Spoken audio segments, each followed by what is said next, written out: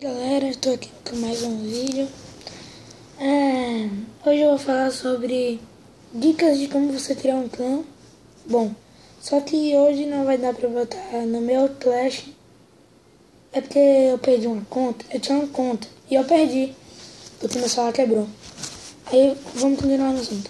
Eu vou dar dicas de como criar um clã. Vamos lá, começar. Primeiro você tem que ter muita experiência, bastante experiência no jogo, ter um level alto e juntar uns 5 amigos por aí para você poder criar o clã.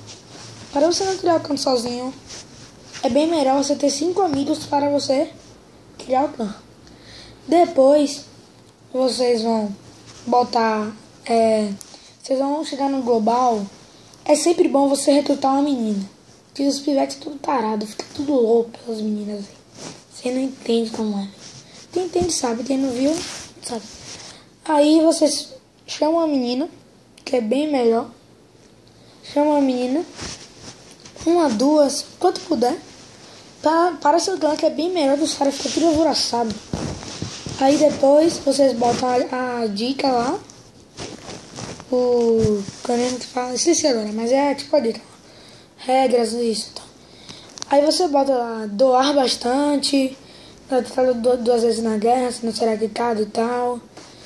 500 tropas doadas ancião, tipo isso. E vai criando então. Depois você recruta bastante mesmo.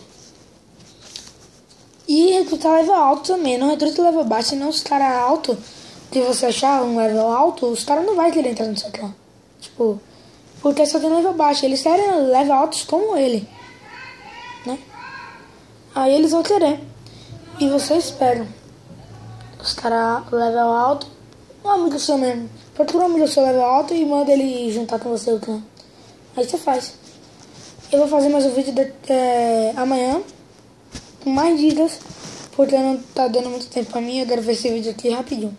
Se você estiver assistindo esse vídeo, claro, você vai assistir, tô falando merda aqui. Deixa o like aí embaixo e se inscreva no meu canal. Muito obrigado, tchau gente, falou.